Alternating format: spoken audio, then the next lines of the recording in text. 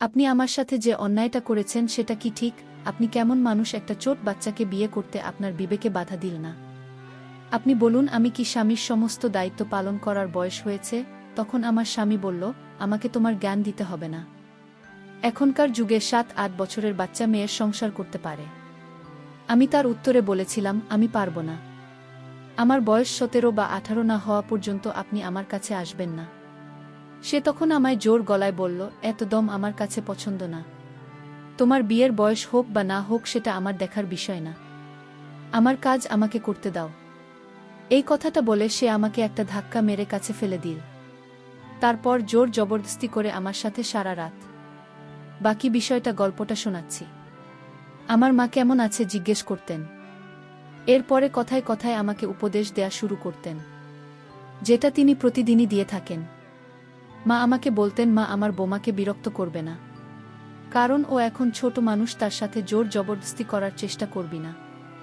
বাবা এখনো বয়স কম, বাচ্চা মানুষের সম্পর্ক তা বোঝার জন্য তার আরও কিছুটা সময় চায়। আমি কোনো সম্পর্কে কথা বলছি, তুই নিজেই বুঝতে পারছিস আমি কি বলতে চাইছি। সে এখনো খুবই ছোট, এর স্বামী স্ত্রীর সম্পর্কের কষ্ট হয়তো এখনো সে সহ্য করতে পারবে না। মায়ের কথা শুনে আমার মাথা নিচু হয়ে গেল। মায়ের এই একই কথা প্রতিদিন শুনে আমি ভীষণ লজ্জায় পড়ে যেতাম। আমি একজন যুব পুরুষ, সব কিছু বোঝার মতো আমারও বয়স হয়েছে, কিন্তু জানি না আমার মা কেন আমাকে বিশ্বাস করতে পারে না। আজ অবধি আমি বুঝতে পারলাম আমার মা কি চায়। তিনি নিজেই আমার বিয়ে একটা ছোট মেয়ের সাথে করিয়ে দিলেন, আর বিয়ের পর থেকে প্রতিদিন আমার মা আমাকে একই উপদেশ দিয়ে যাচ্ছেন যে নিজের বউয়ের কাছে যাবি না, ওর সাথে কিছু চেষ্টা করবি না, ওকে কিছুটা সময়, আর এখনই তার সাথে ঘনিষ্ঠ হচ্ছে না। এই সম্পর্কে নেভানোর জন্য এখনো খুব ছোট। মায়ের এই কথাটা খুব অদ্ভুত লাগত যে মেয়ের বিয়ে হয়ে গেছে, যার বাড়ির লোকেরা তার বিদায় দিয়ে দিয়েছে, তাকে আমার মা এত ছোট প্রমাণ করত যেন সে কয়েক বছরের বাচ্চা মেয়ে। আমি প্রতিদিনের মতো মাথা নিচু করে বসে রইলাম। তারপরে যখন নিজের ঘরে গেলাম তখন আমার স্ত্রী মাথা নিচু করে ঘর থেকে বেরিয়ে গেল। আমি কিছুটা অবাক হতাম।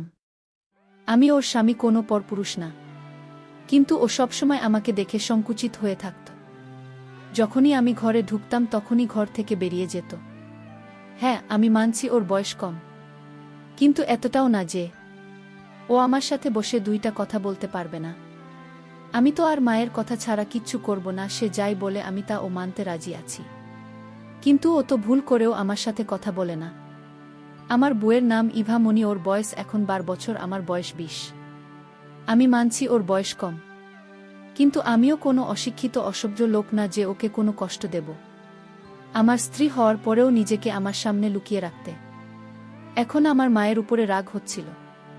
এই সব কিছু আমার মায়ের কারণেই হয়েছে। তার প্রতিদিনের দেওয়া উপদেশ আমার বোনের মাথা খারাপ করে দিয়েছে, আর মায়ের উপদেশের কারণেও সবসময় আমার থেকে দূরে দূরে থাকত। মাঝে মাঝে আমার মনে হতো ইমামনি সত্যিই খুব অবুঝ মেয়ে, এসব ব্যাপারে কিছুই বোঝে না। আমি ওকে বিরক্ত করার চেষ্টা করতাম, তবু আমাকে দেখে খুব ঘাবড়ে যেত। রাতে আমরা দুজনে একই ঘরে ঘুমাতাম, আর নিজের বুকে এত কাছে দেখে মাঝে মাঝে রাতের বেলা আমার ঘুম আসত না। কিন্তু মাকে দেওয়া কসমের কারণে আমি কিছু পারতাম না। আমার মায়ের কথা মতো আমার বুকে কমপক্ষে 2 বছর সময় দেওয়া উচিত। ওর বয়স না বাড়া পর্যন্ত আমি যেন অপেক্ষা করি। একটা কথা আমি কিছুতেই বুঝতে পারতাম না যে যদি আমি ওর স্বামীর দায়িত্ব পালন না করতে পারি, তাহলে আমার মা ওর সাথে আমার বিয়ে কেন দিয়েছিলেন। কয়েক বছর অপেক্ষা করে তারপরে না হয় এই বিয়ে করতাম। আমার মনে আছে বাসরাতে আমার মা আমাকে নিজের কাছে ডেকে বলেছিলেন, একে সামলে রাখিস, এখনো তবু খুব ছোট থেকেই কিছুটা সময় দিন, যাতে মন থেকে তৈরি হতে পারে। সেই সময় আমি অবাক চোখে মায়ের দিকে তাকিয়ে রইলাম, কারণ আমার বিয়ে আমার মায়ের ইচ্ছাতেই হয়েছিল। এই রাতের কথা ভেবে আমি না জানি কত স্বপ্ন আমার চোখে সাজিয়ে রেখেছিলাম। আমার মন উতলা হয়ে উঠেছিল নিজের স্ত্রীকে পাওয়ার জন্য, আর আমার মা আমার সমস্ত স্বপ্ন ভেঙে চুরমার করে দিন। আমার মুখে চিন্তার ছাপ দেখে আমার মা আমাকে বোঝাতে লাগল যে রাকেশ, চিন্তা করিস না। বেশ কিছুদিনের ব্যাপার, যখন সম্বন্ধে ব্যাপারে বুঝতে শিখবে আর বড় হয়ে যাবে তখন তুমি নিজের বিবাহিত জীবন শুরু করিস। কিন্তু এখন ওর সাথে কোনো কিছু না। যদি কিছু উল্টোপাল্টা হয়ে যায় তাহলে আমরা লোকের সামনে মুখ দেখাব কিভাবে? মায়ের কথা শুনে আমি অবাক হয়ে গেছিলাম। তিনি নিজের যুবক ছেলের বিয়ে দিয়ে এ কেমন কথা বলছেন? আমি একটা যুব পুরুষ, আমারও কিছু চাহিদা আছে, নিজেকে সামলাব কিভাবে? আমি মায়ের দিকে অবাক চোখে তাকিয়ে বললাম, যদি আমার স্ত্রী এখন যুবতী না হয়ে থাকে আর সে যদি আমার থেকে আলাদা থাকে, তাহলে এরকম মেয়ের সাথে আমার বিয়ে দিয়েছেন? দুনিয়াতে কি মেয়ের অভাব পড়েছিল? আমি একটা যুব পুরুষ, কোনো ছোট বাচ্চা না যে নিজের স্ত্রী বড় হওয়ার জন্য অপেক্ষা করব। আমার কথা শুনে আমার মা লজ্জিত হয়ে বলল, সমস্যায় পড়েছি, বিয়ে তাড়াতাড়ি দিতে হয়েছে। মেয়েটা সুন্দরী আর সরল, কিন্তু অনাথ। ওর দাদা বৌদির যত তাড়াতাড়ি সম্ভব ওকে বাড়ি থেকে বিদায় করতে চায়। তাই তো ওর সাথে একটা বিবাহিত বুড়ো সম্বন্ধ দেখেছি, আমার বান্ধবীর মেয়ে। আমি ওকে এরকম অবস্থায় ছাড়তে পারিনি। যদি ওর বিয়ে তো সাথে না দিতাম, তাহলে এতদিনে ওর দাদা ওর কপাল পুড়িয়ে দিতে। ওর জীবন বাঁচানোর জন্য ওর বিয়ে তোর সাথে দিয়েছি। এই সত্যটা জেনে আমি চুপ হয়ে গেলাম। আমার মা আমার মাথায় হাত দিয়ে বললেন, আশা করছি তুই আমার মান যাবি। এখনই তুই তোর স্ত্রীকে কিছু করিস না, ওর থেকে দূরত্ব বানিয়ে থাকিস। মায়ের এরকম কথা শুনে আমার রাগ তো হয়েছিল, কিন্তু আমি তবু চুপ করে গেলাম। আমার মনে হয়েছিল যে আমি কোন ছোট মেয়েকে বিয়ে করেছি, কিন্তু যখন ঘরে গিয়ে বুকে দেখলাম তখন তো অবাক হয়ে গেলাম।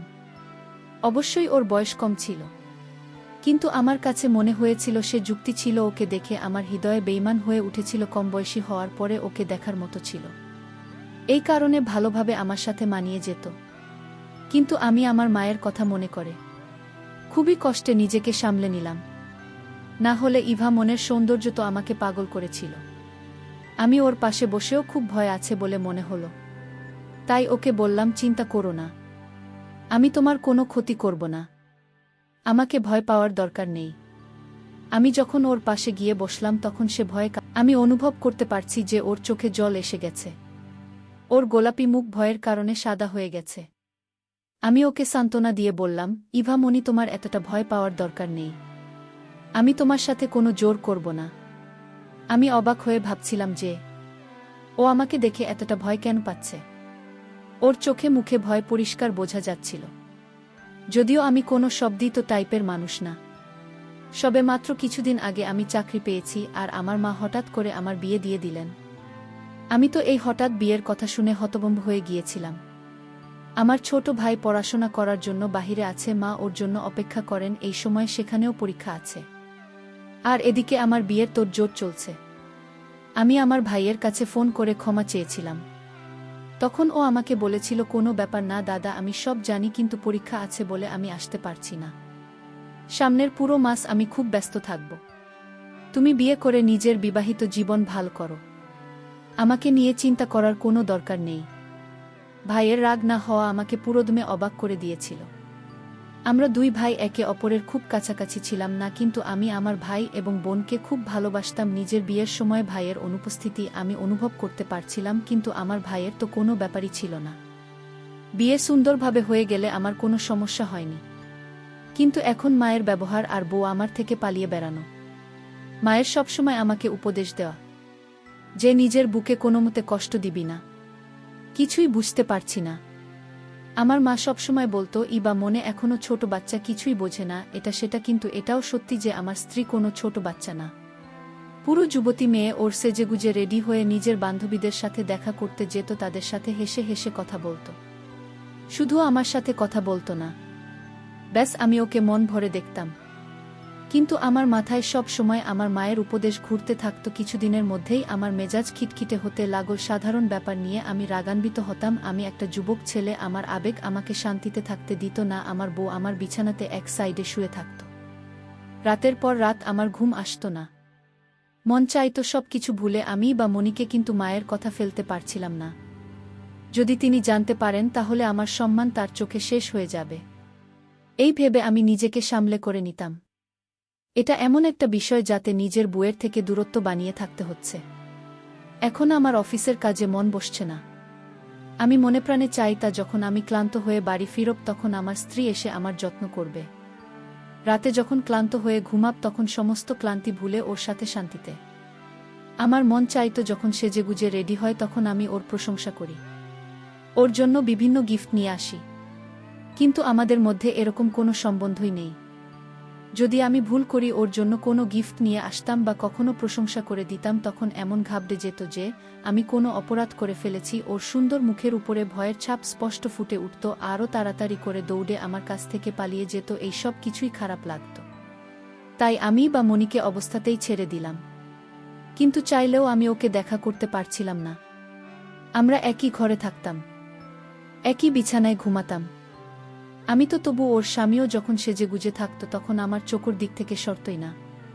আমার এইভাবে তাকানো আমার মা বুঝতে পেরে যেত, আর আমাকে পেয়ে বলতো, তখন এটা কী রকম ব্যবহার? আমি দেখছি তুই বা মনের দিকে একটু বেশিই নজর দিতে শুরু করেছিস। তুই কি আমার কথা ভুলে গেছিস? মায়ের কথা শুনে আমি লজ্জায় পড়ে যেতাম। মাকে খুব ভালোবাসতাম, তাই মায়ের কথা অমান্য করে কিছু করতে পারছিলাম না। তাই আমি মাকে বললাম, যদি তুমি আমাকেই বা মনির থেকে আলাদা রাখতে চাও তাহলে আমার বিয়ে কেন ওর সাথে দিলে? আর যদি আলাদা রাখতে হবে ওকে তোমার ঘরে শোনাও, আমার ঘরে পাঠিয়ে না। আমার নিজের উপর সামলাতে খুব অসুবিধা হয়। আমার মা ও অদ্ভুত, আমি ওকে দেখতে পারবো না, আমি কিছু করতে পারবো না। যখন আমি অফিস থেকে ক্লান্ত হয়ে বাড়ি ফিরতাম তখনও রান্নাঘরে কাজে ব্যস্ত থাকত, আর খাবার খেয়ে ঘরে এসে ওকে এক পলক দেখার জন্য আমি ঘন্টার পর ঘন্টা অপেক্ষা করতে থাকতাম, কিন্তু ঘরে আসতো না। ক্লান্ত শরীরে অপেক্ষা করতে করতে যখন আমি ঘুমিয়ে পড়তাম তখনও চুপচাপ এসেই বিছানার এক কোণে শুয়ে পড়ত। এরকম ভাবে কাজ ছিল একবার। আমি নিজের উপর কন্ট্রোল করতে না পেরে তার পাশে গিয়ে যখন বসলাম আর তাকে যখন বললাম, তোমার হাতটা বের করো, আমি আজ তোমায় একটা গিফট দেব, সে যখন না করছিল আমি তাকে বললাম, হাতটা বের করে বলছি, আর এতেও চিৎকার চেঁচামেচি করতে শুরু করে দিল। চিৎকারের আওয়াজ শুনে আমার মা ও ঘরের মধ্যে এসে বলল, আমাকে হাজারটা কথা শুনিয়ে দিন বলতে লাগল, তোর লজ্জা করে না? আমি তোকে কতবার বুঝিয়েছি যে ও এখনো ছোট্ট বাচ্চা, ওকে কিছুটা সময়, কিন্তু নিজের উপর একটু কন্ট্রোল নেই। এবার আমারও রাগ এসে গেল। আমি বললাম, না, তুমি আমাকে আরিভা মনিকে বিয়ে দিয়েছিলে কেন? নিজের স্ত্রীকে পাওয়ার প্রাকৃতিক ব্যাপার যেটা আমার ভিতরে জেগে উঠেছিল। আমি কোনো অন্যায় কাজ করিনি। আমার মা এটা জানতো না যে স্বামী স্ত্রীর মধ্যে এভাবে নাক গলানো উচিত না। এই ব্যাপারটা আমাকে রাগিয়ে দিয়েছিল। আমি রাগান্বিত হয়ে আমি সিদ্ধান্ত নিলাম আজ রাতে আমার কিছু করতে হবে। সে না চাইলেও আমি আজ আমার পাওনা আদায় করে নেব। তারপর রাতে যখন তার রুমে গেলাম সে আমায় বলল, আপনার মা নিষেধ করা সত্ত্বেও আপনি আমার ঘরে আসেন কেন? আমি বললাম, সেই জবাব কি তোকে দিতে হবে? এই কথা বলে আমি তাকে বিছানায় ধাক্কা মেরে ফেলে দিলাম। তারপর বন্ধুরা বুঝতেই পারছেন কি করেছিলাম। কিন্তু বন্ধুরা, আমি তা করে ভুল করেছিলাম। কারণ কিছুক্ষণ পর আমার স্ত্রী অজ্ঞান হয়ে পড়েছিল।